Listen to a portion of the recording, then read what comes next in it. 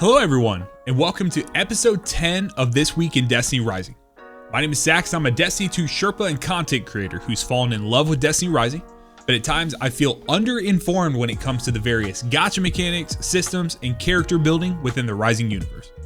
That's why I started this show, so I could chat with some of the top players in the game to discuss the things that confuse or have simply evaded me, in hopes that myself and others like you may learn something new every single week.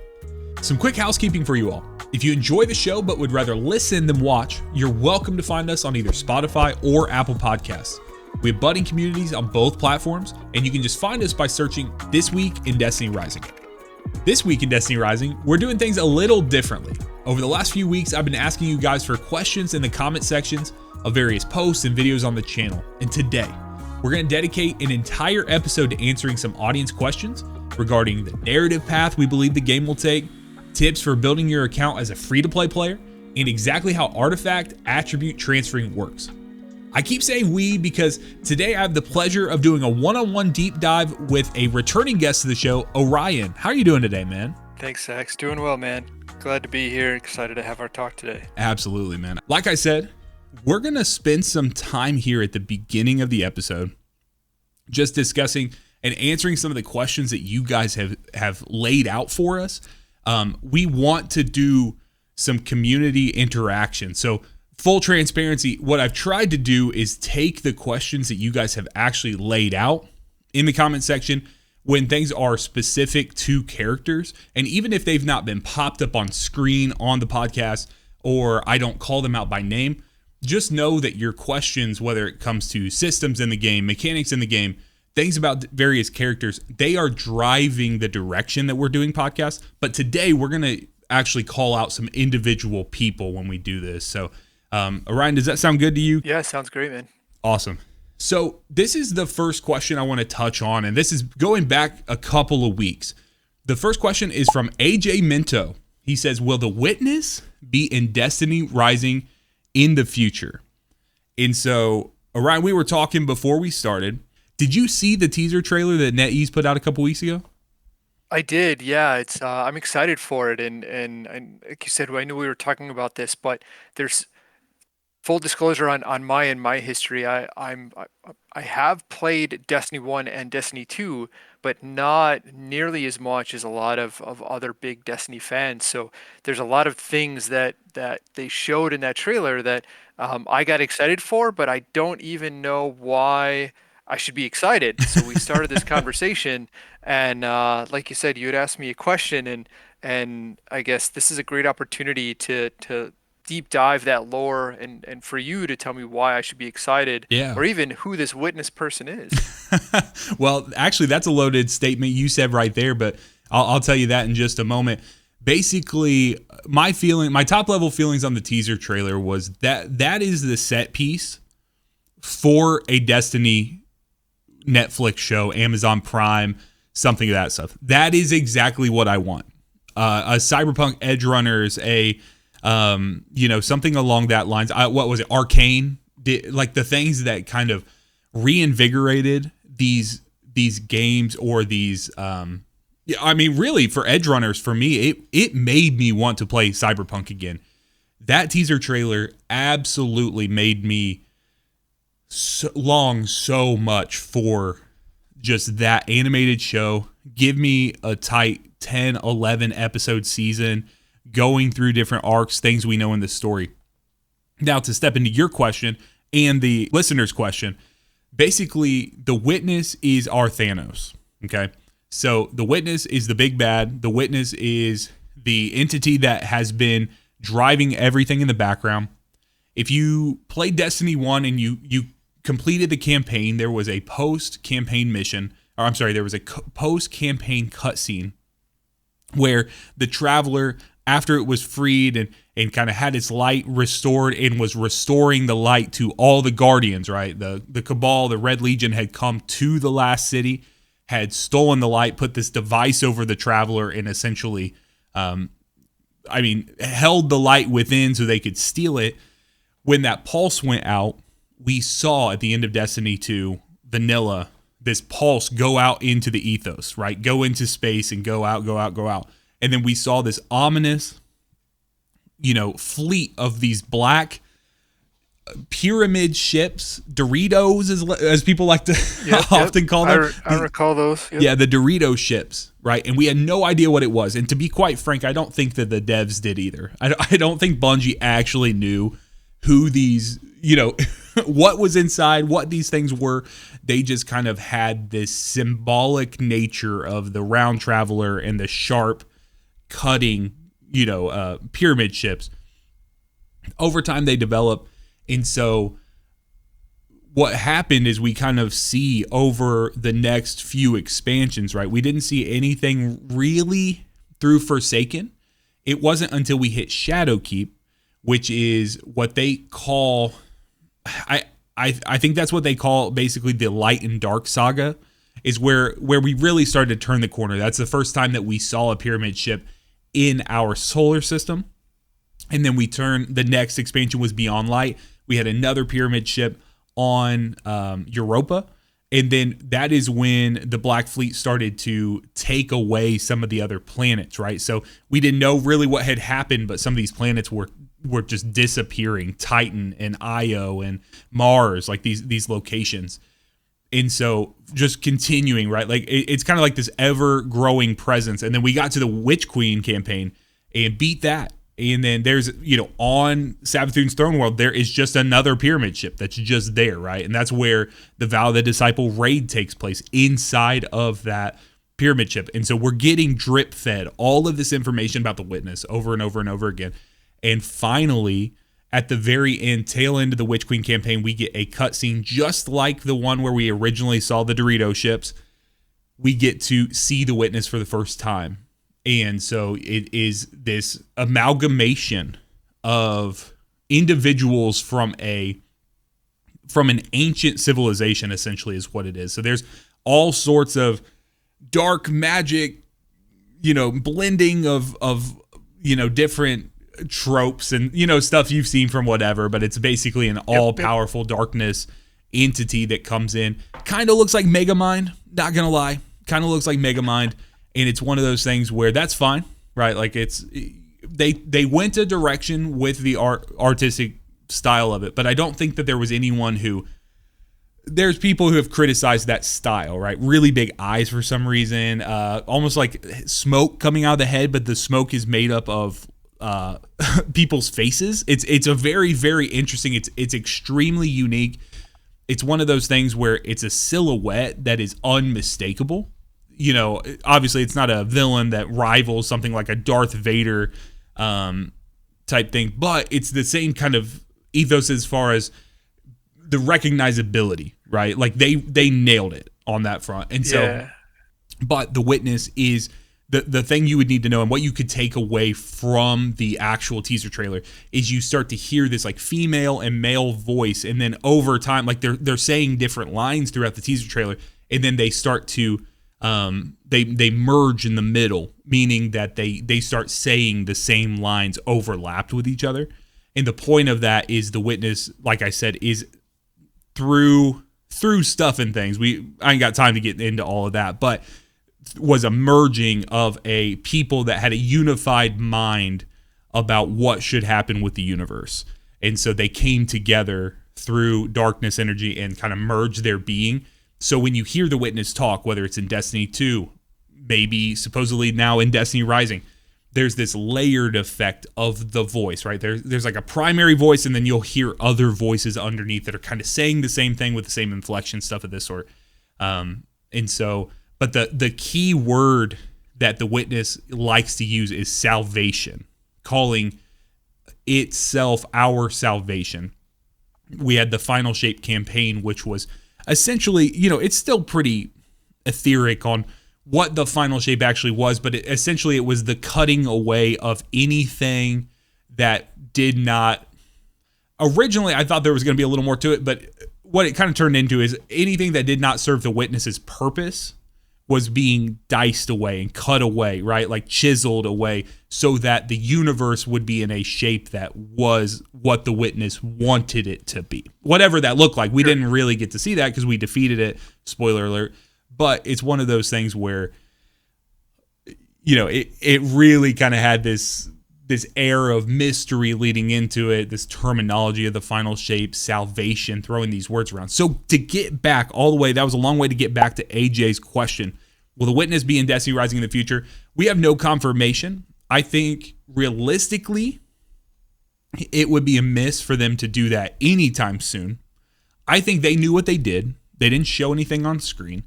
They put this terminology, this salvations terminology in there, and then there's no chance that they just said that, like, talking about salvation, then having the doubled layered female and male vocals over top of each other saying the same things in this ominous tone. They knew what they were doing. They were teasing. There's probably a lot of people who are not Destiny players, playing Destiny Rising for the first time, maybe seeing that trailer, who have no idea, and I love that for them.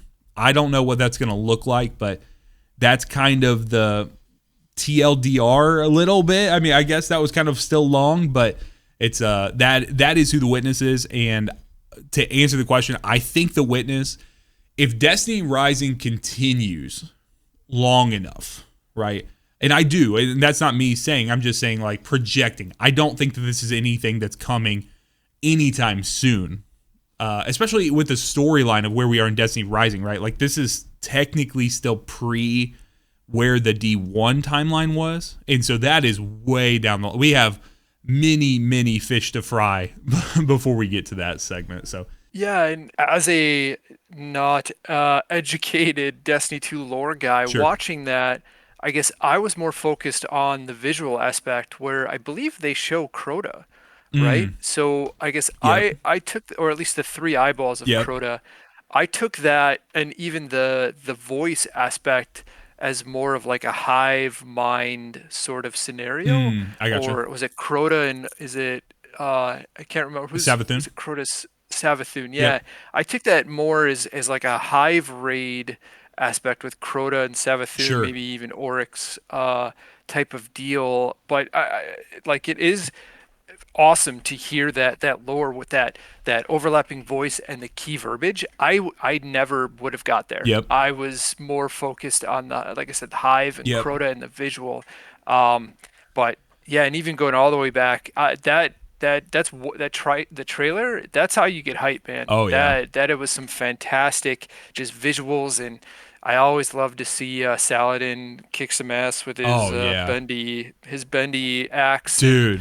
And oh my god! Did you watch my reaction video? I did, of course I did. Well, I think I said I was more excited to listen to your hype over the trailer than I was the hype of the trailer itself, and the trailer was super hype. Oh so yeah, it was just fun. It was so much fun. I was very sick on that day, so I was kind of on some medicine. So I was like, like I had some Dayquil in me. I'm like, all right, I started feeling a little better after I take some medicine. I'm like, oh, let's watch it. I was so hyped. That axe, the way the axe bent, and the radius on that, I don't know what it's called, the hilt. It's not the hilt, but like whatever, the handle on it, dude. I was like, that is one of shaft, the cool, man. It's the shaft. The shaft. I guess I was stepping around that, but anyways, that teaser trailer was fantastic. Now it was tagged with hashtag coming to, or what is it, like 2026 or Destiny Rising 2026, something of that sort. Guys, just know, like, we're like 2 months away from 2026. So we have no concept for how far into 2026. We have no concept. But one thing we do have a concept of is the fact that we know seasons in Destiny Rising are only 2 months in length. So we have these beats that are going to happen. I'm hopeful that we can get in a cadence, and it would be free, right? Because Destiny Rising being free just from the beginning and then having other monetization. I'm hoping we can get full-fledged campaigns on a yearly basis, just like we do in Destiny, like D2, where full-fledged campaign with a full story, things of this sort, large reworks, and then we can do seasons. I'm hoping that that's how they will actually develop, because people have been frustrated was like, oh, well, we're getting in the season and the only story content we have are these character stories. It's like, well, is that all this game's going to be? I don't think so. I think they've already flexed and shown their chops from developing a story, bringing in all kinds of NPCs. I think I would be super surprised if that's the only story content driving the narrative forward. The next question that I want to tackle, this is a question that's in 2 parts, okay? So this is something that we received from Nostalgic Hunter and 0 kills. Nostalgic Hunter says, as someone that plays the game daily, pretty much, what are your full thoughts on the character building? From resources to characters themselves? In other words, how is it that you tackle a character building so that us free-to-play may know how to properly find and understand a character's progression? And then 0 Kills says, as a free-to-play player, how should I go about bringing my characters to 70k light / power level or whatever it's called? Orion, what are your tips for someone who is a free-to-play player but wants to get a character or maybe a couple characters to tackle the end game and get them around that 70k mark? First off, do you think that that's possible? Definitely, yeah. At this point in the game, I think that it's very plausible to have at least three characters in that 70k range. Now, to be fair, that's assuming that you are a daily player, that you do spend your pinnacle, and that you do spend it in a way that allows you to gather those important character building resources, and that you're not just spending it all, say, in one place without that progress in mind. I definitely think that it's possible. So with that, what does that look like from you practically? Or what does that actually look like? Yeah, so a lot of it is it's what is your goal here, right? As a free to play player, I think that to say that you can build the characters or a character that allows you to clear the majority of content that the game has put out, I think that that is very achievable. I don't think it's going to necessarily be easy, and let me break that down a little bit. But for example, Expanse. I think that it is possible to build a character to clear Expanse weekly. I think that the challenge will come in at will you clear it in the time necessary to get all of your treasure keys. Mm, I think as a free to play player, obviously the idea is that you want to clear all of them, but I think a reasonable expectation or a more reasonable, if you are only building a few characters as free to play, would be happy with what you can achieve. And I think that 4 out of 5 keys in Expanse is a great target because then you're not leaving too much meat on the table and you're still able to get those critical points.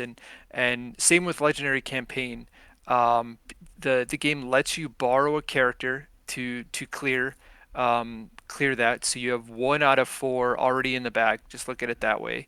So the best strategy forward, from my opinion, my perspective, would be choose 3 characters that you enjoy, that cover the most amount of element and Shinka basis, okay. and just hard focus those 3 characters.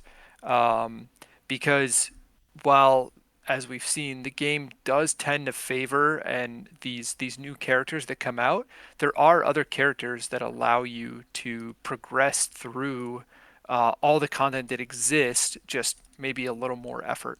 And even myself as a day one player and a spender, I still struggle with that a little bit because I don't invest in every character. So, for example, I'm trying to get through the Arc Precision Expanse Mm, in that I think it's sub 7 minute timer yep. with a tan because I did not fully invest Sure. in Hellhest. So in that I'm in the boat there with you, people. Yep. So kind of going back, I think as a free to play, focusing on 3 different characters of 3 different elements, and then pick the ones that you like, and just heavily invest in those 3. I think Ning is a great alternative for your arc rapid fire. Okay. I think that either like a Tan or even a Numeko is a great option for Mm-hmm. your precision precision option. A Stella if you have a Stella, and then the infamous Yolder I think is a great Sure. option because Yolder can actually cover 3 different elements and cover 2 different, I guess technically 3 different Shinka types. I think Uh, I think we would be remiss from including Wolf in the mix. Wolf is yeah, such yeah, a good free. point, right? It not that I love Wolf, and I think that Wolf needs some tweaking. I think it's a weapons thing for Wolf for me personally. If we can get some other, basically just other auto rifle options. If we could get something that's if I could get a Void auto rifle Yeah. for like a Rip mythic Alpha void. auto rifleman. Yeah. If I can get that on Wolf, I think that elevates. But I think we'd be remiss if we didn't mention that, right? Because you get the copies of Wolf through the acclaim system, right? Like, so you're going through there. You don't even have to worry too much about that. You're going to have the solar. Wolf is a great character for, I mean, it has some good movement ability. There are some, like the top Wolf players can actually shred, can do well. And the smart bomb actually is not that bad, but you do need copies of it to push it. I'm on Catalyst Band 1, or like just base. I'm not even on the first band. I don't have it unlocked, and I feel it, dude. But I know that there are some people that are clearing high level stuff with Wolf. Yeah, it's a great point, especially because you get the grenade launcher as part of the story. Yep. So then you can focus on your infusion cores and your weapon parameters to get those dupes from your legendary Yep. campaign. And Wolf will carry you quite far. And that's true in Legendary Campaign and true to a degree in Expanse. He'll at a minimum get you a clear, right? Yep. Which is For sure. arguably the most important part. And I guess again going back to like the older aspect, most people did get a Partridge Sky, Yep. as part of the free content. Now, like there's another one with even like Atoll, right? Gotta support all of them. Yep. As part of the Hellhest event, it is possible to get a free Queensbreaker, or not Mm. Queensbreaker, Royal Contravene. So Yeah. maybe that will then help you clear the Expanse part. So it's I know like this kind of goes against what I was saying to focus on three characters, but there are paths forward with the resources that the game gives you Sure. that you can start building that firm foundation that in time, I mean, and again, I think it's possible now that you could have the ability to clear all of the necessary content, or the majority of even the higher level content, to gather those resources and then continue to invest them into your characters to make them stronger and stronger, Yep. hitting that 70K mark. I think the key point you made is that you have to think of coverage, right, and have an understanding of the game as at a holistic level, right? So in Destiny 2, right, we have champions, and then we now have Banes, but the Banes don't really affect the kit that you're gonna play. They might affect how you play, how aggressive you're gonna be going into activities, but they're not necessarily going to say, oh, well, you cannot run this weapon because this Bane is active. That's what the champion system did for a long time, and they're starting to move away from that in some capacity. We have so many ways to deal with that. Destiny Rising, their champion system is obviously the Shinka system, and I think it's actually a little better, right? Because you can break every Shinka with something, but it's just gonna, it's not gonna be optimal. But what you said was key, right? You have to focus in. You use the same resources. We were talking about this on our latest tier list that we did. I think it was Rex. He was mentioning, he's like, man, I wish we could separate these out. I wish we could, take, okay, well, this is Solar support tier list, and this is and maybe someday down the line. But the problem with that is you use the same materials to upgrade every character. And if you cannot separate them out, you have to keep considerations on all of these characters, because the resources that you're spending go into every one of them, right? We use incandescent clusters for every single character. We use the sheafs, even though they may be different elements. We use them for every single character. So guys, when you're doing that, when you are leaning into these characters, you have to consider that and do that. I think if you get any Ning copies, you incorporate Ning into your rotation for sure. I think that's going to get you your rapid fire. You can very readily deal with any elemental shields with Ning, and you can deal with basically any Shinka.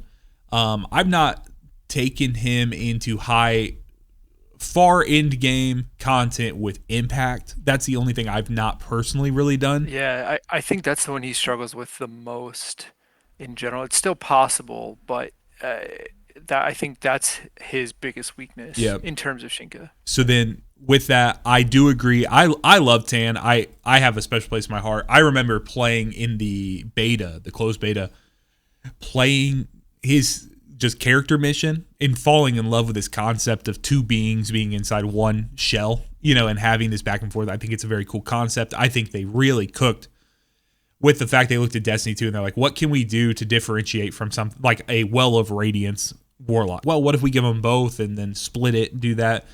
I know there's a lot of love for Yolder out there. So, guys, we're talking about characters that are in the permanent banner, being able to get these 5-star mythics that are in the permanent banner and stuff. And then, yeah, guys, just lean in where you're doing. I remember Caber being a very, very competent early end game. You know, for me, turning in, I had a lot of copies leaning into that. And so if you build up Caber, let's say you're just coming in and you see Estella and you're like, okay, that's really cool. Well, Caber could be one of the characters that you want to build up because they share their weapons. So machine gun, pulse rifle, and you're just covering, right? So that's going to give you rapid fire. That's also going to give you a lot of crowd control and give you blinding effects, things of that sort. So, well, awesome. Let's go ahead. We're going to move on now to our final viewer question for the day by Long Raider Knight. It says, how does the attribute transfer on artifacts work? I seem to keep transferring the wrong attributes, and how do I know which artifact I want to transfer to? So, Orion, I actually just recently figured this out for myself. I was wondering if you would just do a deep dive for us. You could kind of show the viewers what that looks like. For sure, and be patient with me. This isn't the most like straightforward system. Like Sure. even for myself, I sometimes I'll double click through things just to make sure that I'm doing it correctly because it can be quite confusing. So bear with me. But obviously here, Ning Fei. So you go into your artifacts, right, and we'll look at a nourishing pact, and I have some of these prepped just for examples, but you want to find artifacts with substats that have these gold thumbs up. That should kind of be your highest priority. And you can see, like I have some of them. Some of them I do have. There's these silver thumbs up, and this isn't. I want to preface this. It's not just a gold is best. Blindly go for that. There are instances where the gold thumbs up isn't necessarily the best, and that's on a case by case, and that's a whole nother discussion. But do your research, test it out. You want to target, maybe the easiest way is to say, I want to target these gold thumbs up. So we'll look at these mythic artifacts. And you can see here, I have a mythic artifact that's 2210 power, but these substats are not great. But overall, they are pretty high level. I want to say they have pretty high values. Now I have this other artifact that is a lower power overall, but does have these 3 desirable gold thumbs up substats. And what the artifact transfer does is it allows me to put these substats onto this artifact and retain these power values. So before I get into that, the advantage here is that allows me to invest into this initial artifact. I can modify it. I can do refractoring as much as I want to up its power level as high as I want, but then continue to farm for artifacts that have a stat distribution that I want, or not stat distribution, an actual like the substat name. Don't worry about it does not matter what these values are because I'm not actually transferring those. I'm transferring the actual name of the substat onto the original artifact that retains its power. So hopefully that makes sense. So the way to do this is you pick the base artifact with the high power that you want to maintain. You go into modify, attribute transfer, right? So you can see here, this is the transfer changes, and this is listing what the original artifact is, which are the ones that I don't want. I want to get rid of these, and I want to maintain these values. So now I'm going to go in and pick the artifact. Obviously, I've been farming for these a lot. You have. I want to pick the one. I'm trying to get an exotic one, but it just won't give it up. So I want to pick the one that I want the actual gold thumbs up for. And you could see on this screen, what it does is it keeps the values the same, right? 53, 53, 45, 45. And what it's doing is it's replacing the actual stat category with the 3 desirable ones. So now if I hit transfer, It'll tell me they've already been enhanced. That's fine. Like I shouldn't have juiced them, but I wanted to level them up so it made sense for what I'm actually confirming. And it does give you a refund, which is nice. But now you could see the artifact that I end up with is an artifact with the 3 desirable sub stat categories that I want at the value of the original artifact. So now this is the one that I have. You could see it's keeping that 2210, and now it's got my 3 gold thumbs up desirable artifacts that I want to keep. Few points that came to mind for me. First off, I was thinking, okay, what is this system actually accomplishing? The point that I understood when I first got into this was that they want you to not be afraid to invest in artifacts until you get the perfect one, right? Like they say, hey, 100%. we want you to play exactly into this correct. artifact system. And then you can continue to farm, you can continue to look. We're taking a really juiced up new one, right? Like a stronger from the number aspect, and we're putting that into a more favorable substat. Because as you guys have laid out for me, yourself, Sam, all of you guys who've come on here, you guys have helped me understand with the artifact system, and correct me if I'm wrong, the name at the top, the bolded name, Nourishing Pact, what you're clicked on right now, that means a good amount, right? Because you know what you're going to get as the core, functionality of that. But the real secret are those substats. That's where you differentiate your character. Am I correct in saying that, or am I missing the mark there? Yeah, exactly. I mean, it is true. At a base level, the artifact perk, what the named artifact does, is arguably the most important at a base level framework. Okay. But then building your character to be more strong, to tackle that higher level content, then after you have the base artifact, then all the substats are where the real meat and power comes from. But I want to be clear here because what this does, like having a perfect substat, like just saying that one of these, right? Because this has all thumbs up, it's not saying that this is more important than the right substat, right? So you want to have the right synergistic build with the way your artifacts work with each other. But then yes, especially from a leaderboard stance, the big differentiator is not just the power, but what these actually do. Because I can invest in any one of these nourishing packs that I have and get more power potentially, but the more optimized and the higher the overall tier that you have of these desired stats, the better. And that is a kind of even getting deeper into this. You can see like in the 2 weapon sides of this, you want these to match between the 2 as much as possible. And you can see weapon enhancement is on both of these artifacts. Super boost is on both of these artifacts. Ability is on both of these artifacts. And that's how I'm able to get to this tier 9 power, or this tier 9 level. And you could see the difference between like a tier 5, which is the highest you will get if it's only on one artifact, is plus 4.5% damage. But going up to a tier 9, I get 10%, which is more than double what you get at a tier 5. So it's yes, it is very important, these substats, as well as what tier that they are. And so one last thing I want to show about the artifact system. This is a more timely tip. So we're going to have just a few days after this comes out, but if you're watching this right now and let's say you're building into some sort of arc character, you can go into Morgan's Prey right now, and there is a very high chance from common rewards to get an arc exotic artifact mod just by clearing and opening these common rewards.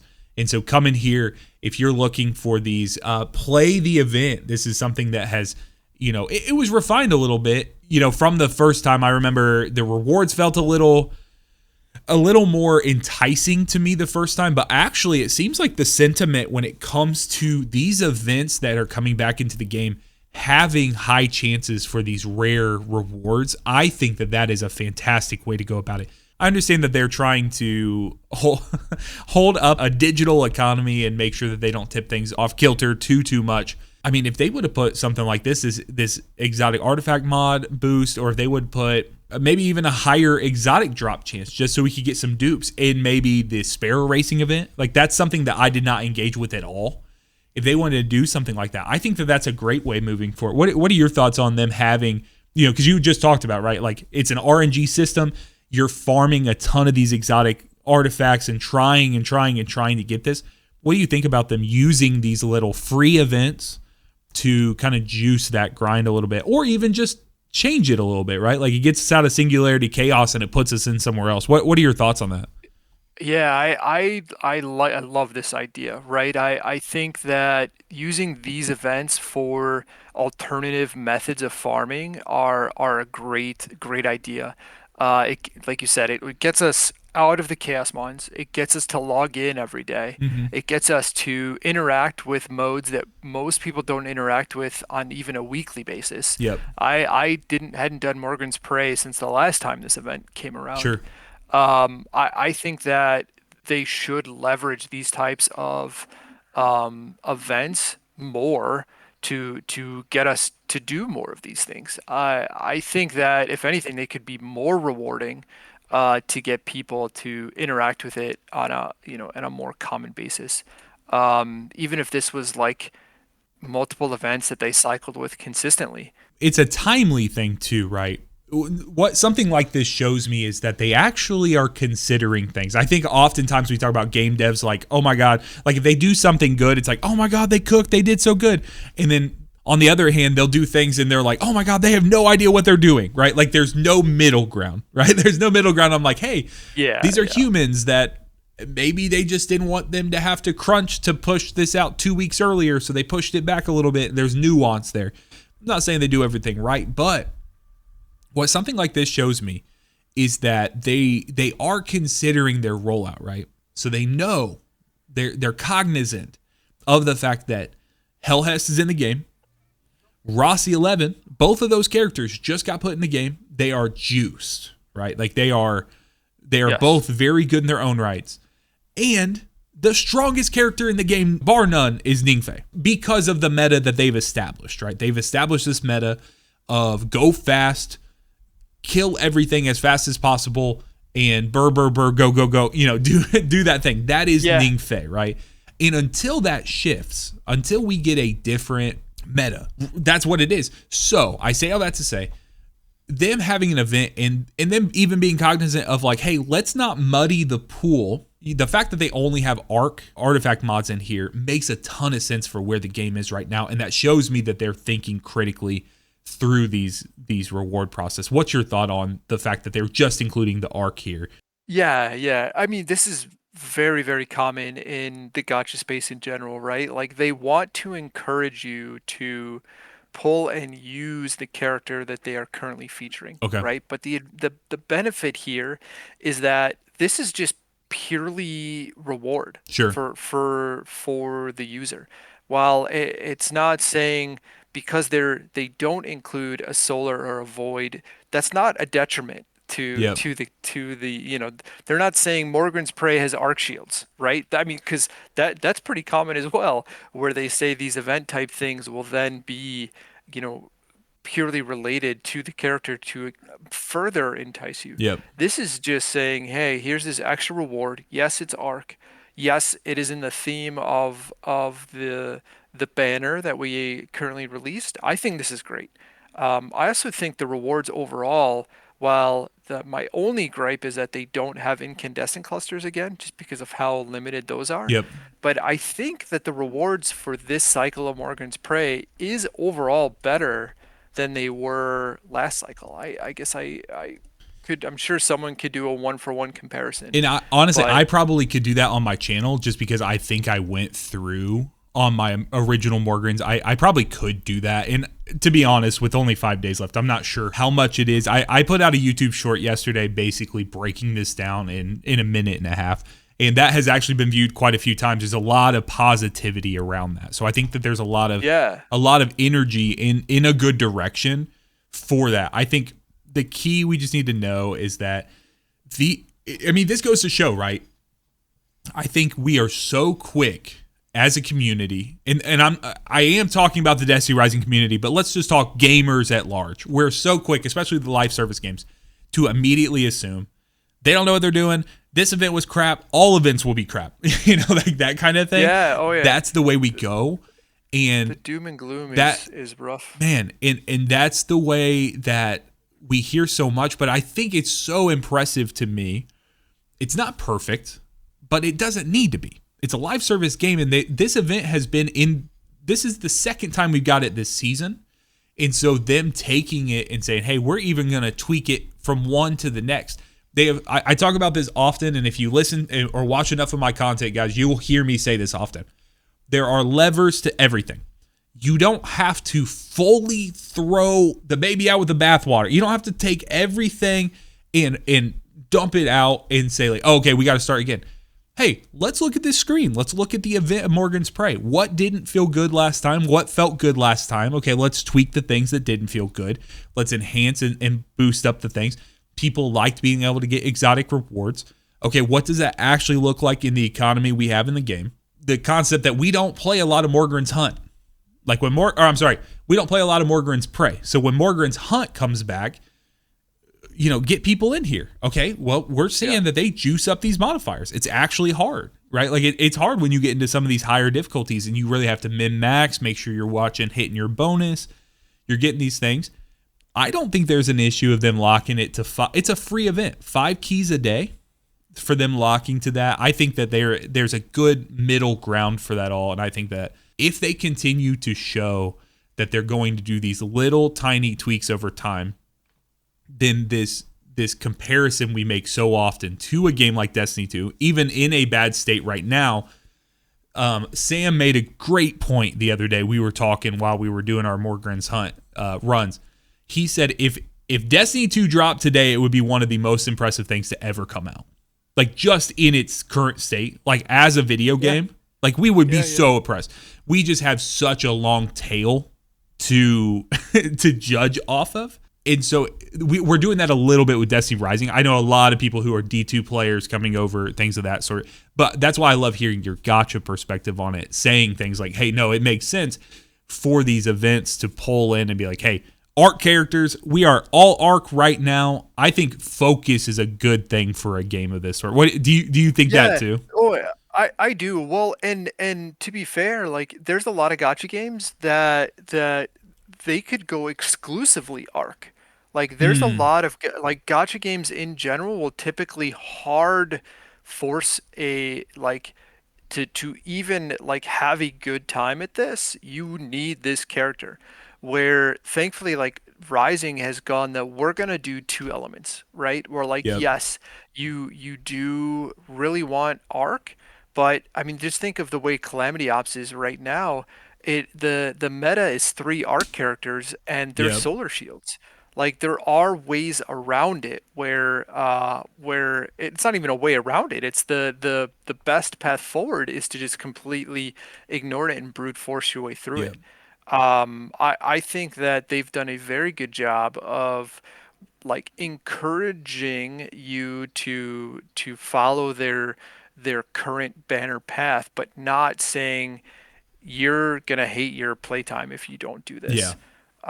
Yeah, and I think Morgan's Hunt as a whole, while yes, they changed the rewards, I think it's good. I think it's good to try new reward paths, open it up a little bit.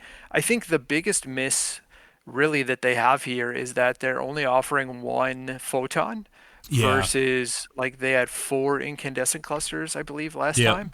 They should offer more photons. And I think the other thing is they could offer you a choice engram Yeah. instead of a random engram, right? But that's little things, little things. I think the photon is the bigger miss. I don't even mind the 5 keys a day Mm-hmm. because, like I said earlier in our talk today, they need to give you a reason to log in every day, Sure. and just saying, hey, 5 keys a day, log in, play your thing, spend your pinnacle. I think that's okay because what would typically happen, and this again is very prevalent in gotchas, they will dump all of the content on day one. People spend all day chugging through that content, Yep. and then they complain for the rest of the event that they have nothing to do. No, not us. We would never, bro. We would never. Well, and I'm one of those people, right? Like, Yep. you want to do all of that content. It's pretty common to get it in two parts, like we've seen from this seasonal content, Yep. where they'll split it up in a way to, tell us that we need to chill a little bit and save some for a latter day. Well, I think that's one thing with the dev update that they gave just a few days ago, was they were discussing, they basically said, hey, we hear you, that you guys feel that there's not enough for endgame, and that they're increasing some of the dev timelines, as far as the rollout for things and things of that sort. So, guys, that's basically my top level thoughts on this Morgan's Hunt event and just our state, right? Like the state of the game, these events that are going to roll into it. What does it look like to get these mid-season events, these things to keep us logging in and doing all this. So guys, let us know in the comment section if you guys appreciate and enjoy these basically just sessions of answering your questions. I love it. I think it was a great flow today. Orion, I thank you for your time, man. Waking up early on a Sunday morning to do this and kind of hang out and just talk Destiny Rising. Any last thoughts from you, Orion, on the things we talked about today? No. Thanks again for having me. I love sitting and talking this through with you, Sax. You make it easy, man. Keep the questions coming, and look forward to doing this again with you in the future. Absolutely, man. Yeah, that's the perfect sentiment. Hopefully, at the end of the day, you guys understand the sentiment is we love Destiny Rising. We understand it's not perfect, but we love it, and we want to see it sustain to the future. So if these episodes, one at a time, can help build that sentiment, can strengthen a foundation, as we've talked about a couple of times, like build a foundation, that's what it's all about. So guys, thank you very much for listening. Once again, on whatever platform you're on, make sure you like, follow, subscribe, maybe share and comment. If you got questions of your own you'd like to see on future episodes, maybe even tag your comment with that. Just say, hey, Sax, I'd love to see you talk about this on the podcast. Those are like gold.